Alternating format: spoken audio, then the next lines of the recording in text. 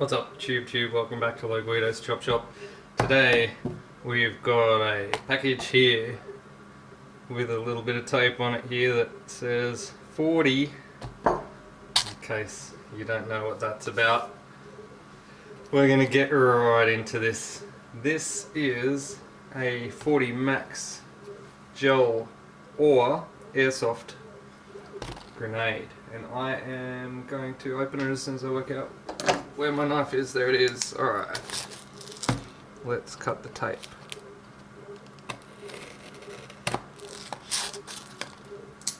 Alright, now this is one of the throwable twister grenades. This is a new version though. This is a new version. This is the old version that I've got. This is my personal one. It's seen quite a bit of use. You can see it's copped a bit of a battery and copped a coat of paint. I've also 3D printed a little holster for it, but that's my personal 40 max throwable grenade, and I've had some really good moments in game with this one where you just pop a little grenade around the corner or something. I might throw a little bit of footage in here. Hold on, wait. I'm moving.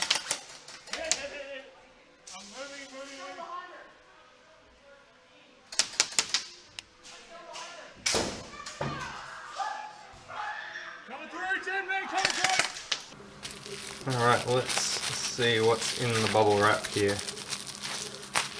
More tape, more knife. Alright, I'll just cut down the side this way. Save me some time. Alright,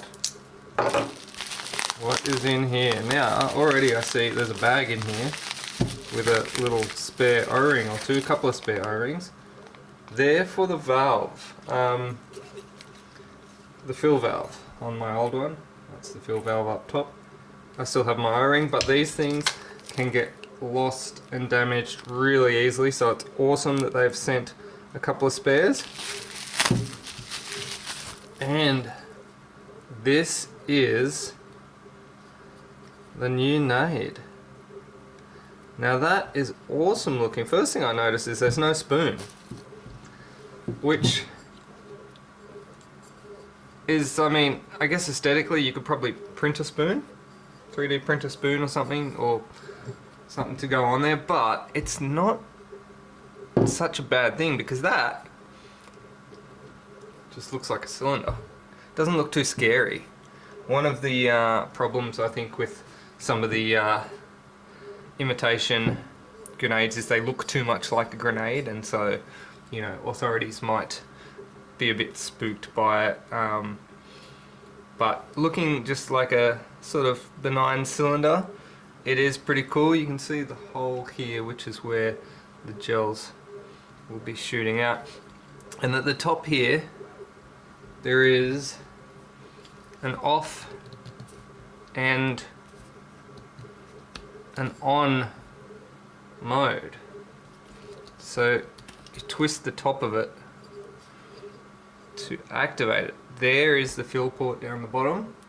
It does appear that there is no O-ring fitted, so that's why we have O-rings here, I guess. And this is an aluminium, nice aluminium cylinder, and these top and bottom seem to be like a rubber, so when you throw it, it's not going to damage the cylinder. One of the things with the old one that you may notice online, see how the bottom of this is kind of scuffed. The bottom of this was aluminium, or is aluminium, and you can see how around the edge here, like this edge for example, is flattened off from where I've thrown it on a concrete surface and it's hit, and that's bent the edge in. And I mean, while that doesn't affect the performance, it does affect the cosmetics, and for what it's worth, my little holstery thing that I printed hooks around that lip, so there. So when that lip gets bent, I can't easily holster that section. I can only, anyway. But, you know, it's an aesthetic thing. I like that they've improved the edges being covered in rubber so that it can take a bit of a beating. I also like I don't see a pin. There's no pin, no spoon. So one of the things with this, I would often lose my pin on the field. I would lose my pin. Fortunately, you could get spare ones. I have so many spares because I would always lose my pin. And also on the field, I found a few pins, so it wasn't just me losing them. So I like that there's no pin. That's cool. I'm gonna have to load this up and have a bit of a play. Okay, so before we fill this up, hopefully you can see on the top there and on this side there's some laser engraving that says on. That means this thing would be live if it was full of gas. Twist the top and you can see it says off. Hope that shows up in the video. Let me zoom in for you. There's the off, and there's the on. Okay, for filling purposes we want to switch it off. It does have like little arrows here to tell you which direction as well, so that you know which way to turn it. But clockwise is off, anti-clockwise is on. Alright, so we've got in the off position, the recommended filling procedure that I've been given is to fill for 5 seconds,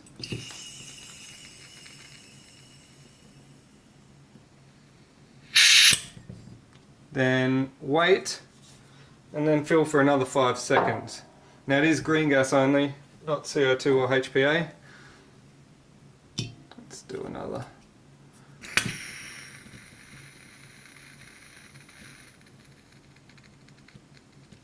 Five. Alright, so that is filled, and now we need to load some gels in.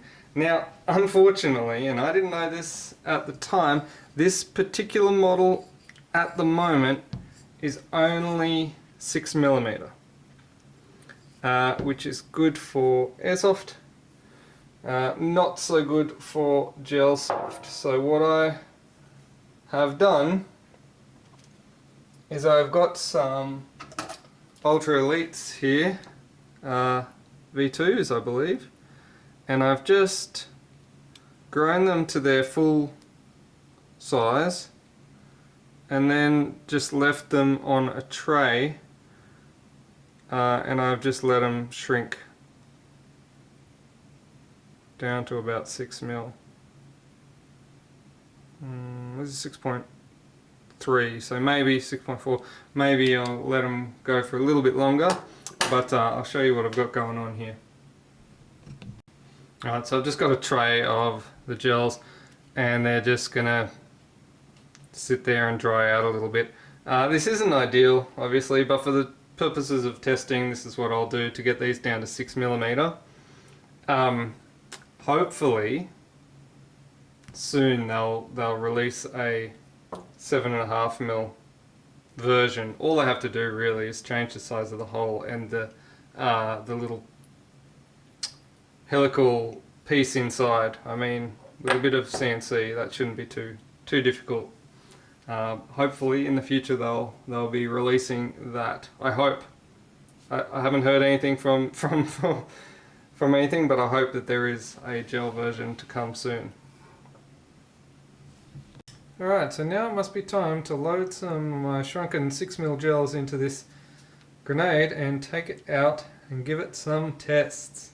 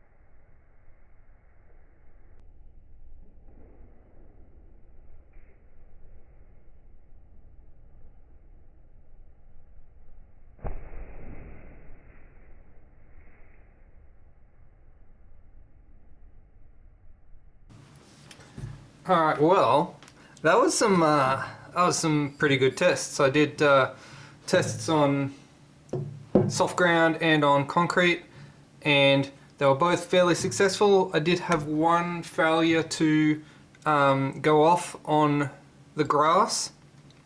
So if you are on soft grass, I guess you just got to make sure that when you throw it, that it lands pretty hard, or that you throw it hard. On concrete, it's not an issue at all. It just goes off every time. And the urethane rubber caps protect the aluminium alloy center. I've thrown this a number of times, and you can see there's not even a scratch or a mark on the aluminium. Even the urethane rubber end caps don't have much wear on them at all. You can see there's some slight little minor, very minor marks from where it's like I spun around on the concrete, but yeah, basically nothing really. Nothing compared to, say, my other orange one, which I've used quite a fair bit, and it's copped quite a beating. Let's take a look inside this thing. Let's have a look inside.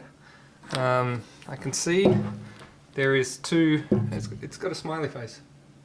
There's two Torx screws on the bottom here. So I'll pop this out.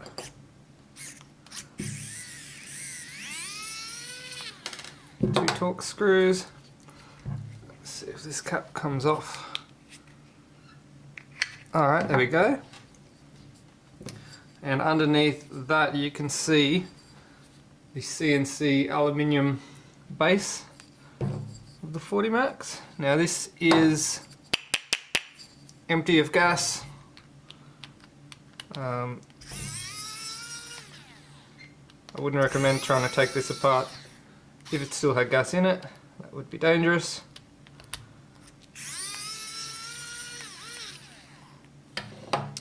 Alright, there's 3 more screws that hold the CNC alloy base on. You can see there's an O-ring seal here. And that's it. That's just the O-ring on the bottom there. It's worth noting, you can clearly see this is a piece of CNC alloy. It's a 2-piece. This piece here is obviously the tube where they eject from. It is about 6.25 millimeters in diameter around there. So I don't see that it would be too much of an issue for manufacturing for 40 Max to make this a 7.5 mil hole here.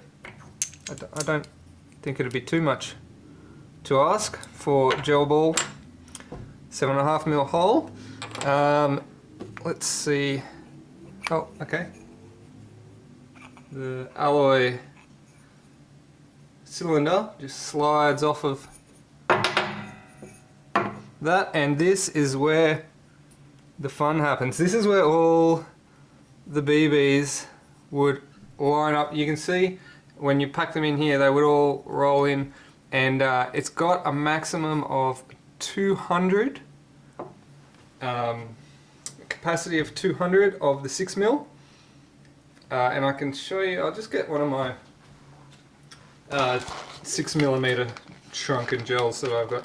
Used to be able to buy 6mm gels back in the day. I don't know if you guys ever remember that, but I had a few early gel blasters that actually took 6mm gels. They were actually multi-caliber. You could run polymer Bravo Bravos in them as well, which is probably why they didn't last very long, because in areas where those are banned, that would be a problem. But yeah, so basically you roll these down in there and they will fill up in here, and the gas will come out. There'll be a port up here somewhere, and that will push them all down that cylinder and have them flying out the end. I'll see. Here we go. Now this center piece feels like it's made of nylon or something. I'm gonna try and... here we go. I'm unscrewing this. There we go. Okay, so it looks like we've got a ball valve and a spring, very, very similar to the early model, the orange model. This does feel like nylon.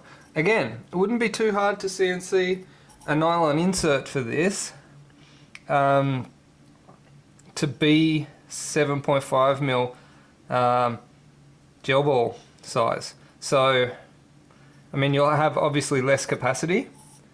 I was only running about 100 gel balls in anyway, because just because of convenience and the difficulty in letting them dehydrate to shrink.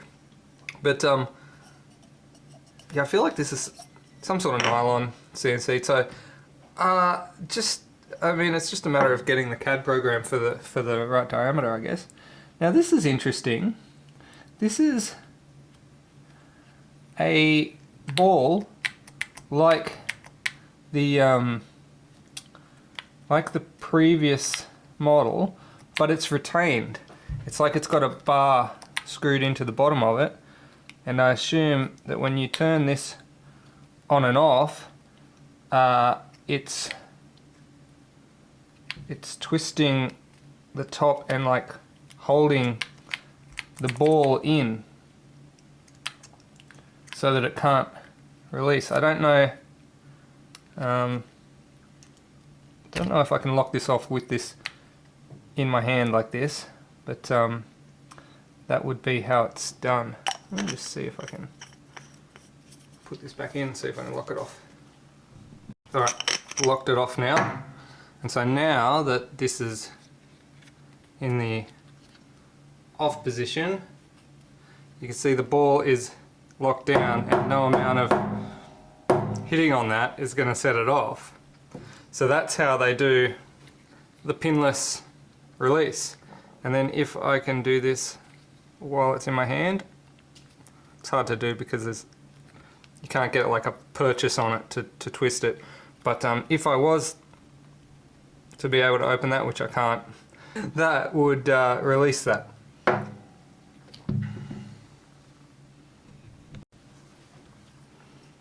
Alright, there is, as goes without saying, if you are working on these things, do be careful. I did manage to cut myself on part of this, I think just maybe on a rough edge, on the spring or something. These are the lengths I go to make these videos for you guys. Here is the hole down the bottom that the gas comes out of. So the gas is stored in this center chamber, and then when released it comes out of here. I don't know if I can disassemble this top assembly, but I assume that you should be able to replace that top seal. There is obviously the two O-rings in there that you can replace.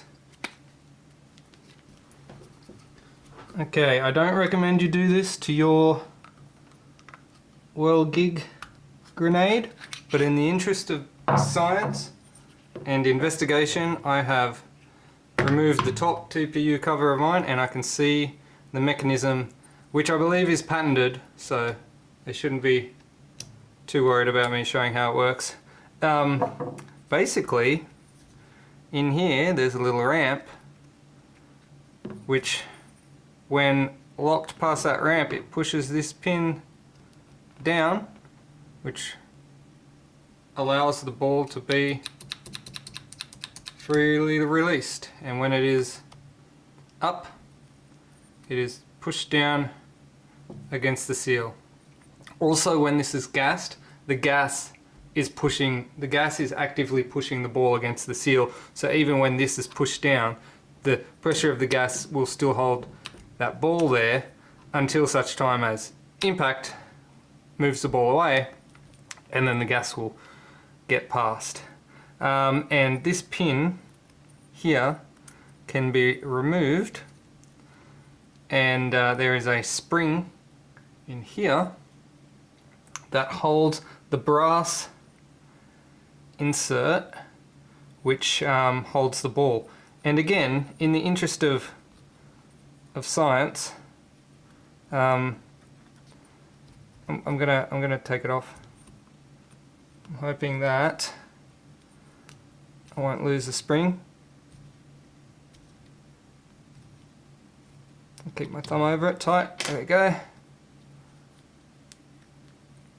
And now the spring should come out. I should be able to, there's the spring. I should be able to release the ball. Okay, I see now, I see now. Once this pin is removed, we can push this brass through and the whole seal and unit comes out. Okay, and so there's the spring and the seal. Now that that's out, you can pop these units free. Oh wow, what an amazing mechanism. That is really cool. The only reason I wanted to get that apart is because I've had these seals fail in my orange grenade, and I wanted to learn how to replace this, and I wanted you guys to know how to replace this if this seal was to go. It is important to know how to get in there and replace it. It is a little bit more finicky to replace this than in the other model, but nonetheless, it is a part that you can buy and replace, and it looks like it's the same part as the previous model as well, so that's good. I know that these are available. I've bought them before. Yeah, and that's a cool little brass set with a little ball that retains that. It allows that to me. Very cool mechanism. Like I said, I'm pretty sure this is patented, so yeah, no one can copy it in theory. That is cool. Very nice. I'm going to pop it all back together now. And it does seem like it is pretty easy to get back together, which is good.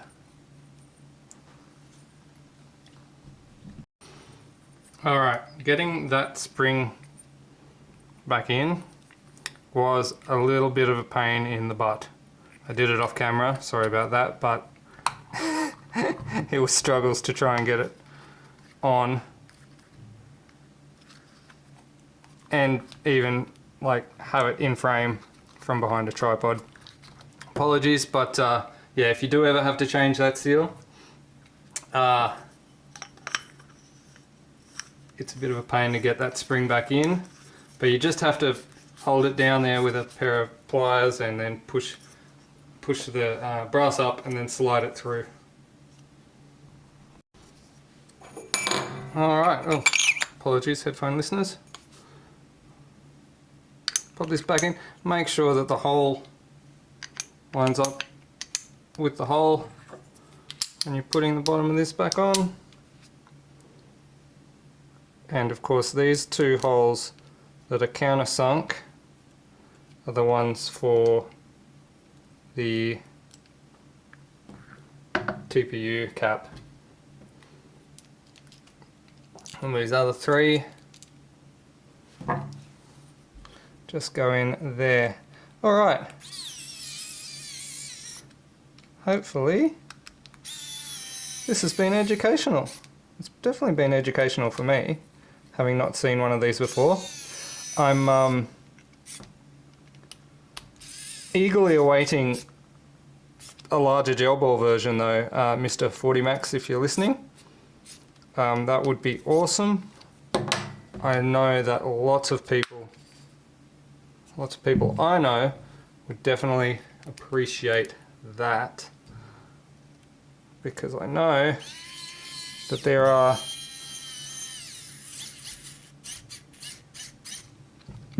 a lot of gel ballers in areas where 6mm isn't allowed because of dumb reasons. But anyway, in my area that is the case, and so I will be stuck with using gels. On, off, all works still the same. Excellent. I like this. I definitely recommend getting one of these if you're in the 6mm field. Also, incidentally, one of the other things that 40 Max have released is an update for the old whirly grenade. This one here used to have a little elastic band, a very thin elastic band that went around the top here, which when this was full, it would sort of retain the gels inside. And then when the gas went off, it would overcome that little elastic band and spit them out. However, you can see mine is missing, and mine were always missing because they never lasted more than a couple of throws, and then the elastic band would break. So this one is now live. I'm just gonna chuck it.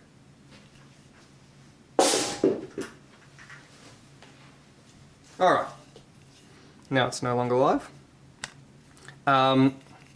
What I'm going to do, I'm just going to unscrew this so that we can see the inside of it. Alright, and bottom. Now, inside here, these little swirly bits is where all the gels sit, but there's a little piece here that sits just on the outside of the hole. What 40 Max have done is they've released new pieces that replace that piece, and there's two versions here. There is one which is for 6mm and one which is for gel 7.5mm. I'm not sure which is which. I'm assuming, okay, so this one's got a smaller tang, so I'm assuming smaller tang means bigger gel, so I'm going to go with that one. So I can put this into the little slot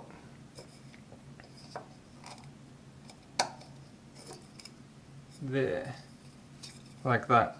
Just replaces the one that was there, and what it does is this is made out of a soft TPU, so that is flexible. So what this should do is hold the gels in behind there and eliminate the need for this rubber band. And because it's flexible, when it does go off, the gels should be able to pop through, but only under a bit of pressure, and they shouldn't just slide out when it's in your holster. So that's a cool little thing, easy to install. Don't forget to put your seals back together, and hopefully I'll never need another one of those O-rings ever again. Simple. Alright, now I'm gonna get my speed loader, sort of try to do this on an angle that you can see.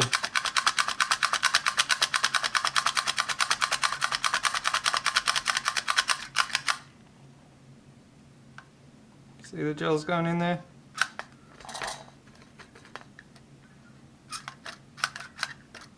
Oh, I'm holding my thumb there so that they don't spring out like that when I'm loading them. But this should fit like 100 or so gels. So I'm just going to fill this up off camera. Alright, as you can see now, I've filled this one up to capacity.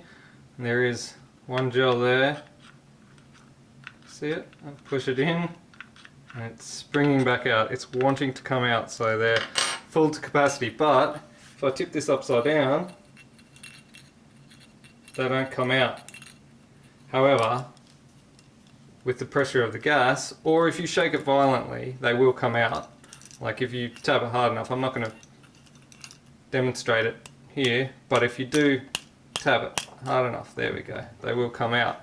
So it's just got enough tension to hold them in when they're sitting in your rig. If it's sitting in your rig upright, it should be good, but once the gas pressure releases, these things will go.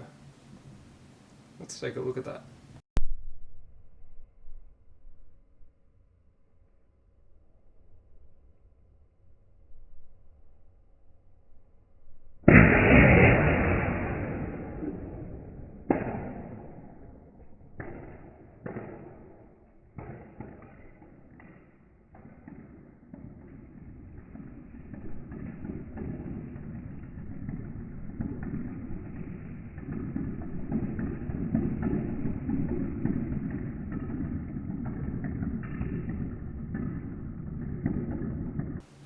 Alright, well there you have it, the whirlgig 1 and 2 from 40 Max.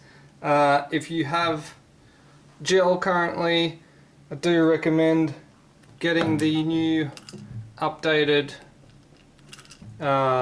little nozzle so that you don't have to have the rubber O-ring to retain them anymore. Very cool. I'm a big fan of my 40 Max, and for gel this is awesome. This 6mm one, definite improvements. I love the improvements they've made. I love not having a pin and just being able to twist that to go, and you know, it's all cool. However, making the gels shrink to 6mm is a little bit of a pain. So I'd still prefer to use this one for gel. For 6mm BB, this is awesome. And I hope, if you're listening, Mr. 40 Max, that they come out with a 7.5mm version for gel soon. I don't see that it would be too difficult to do, given what I've seen here and how it's made. I think they just need to tool up for the 7.5mm. But I'm looking forward to that if that comes. I will try and get links to where you can get these. Don't forget, you can buy a patch from Hardcore Blasters in Ipswich, or I might have a couple laying around. If you send me a message on Face page, we can organise purchase of a patch through me. I think I've still got a small amount on me, but most of them, Ipswich Hardcore Blasters. Go have a game at Hardcore. These grenades are awesome fun to use at Hardcore as well.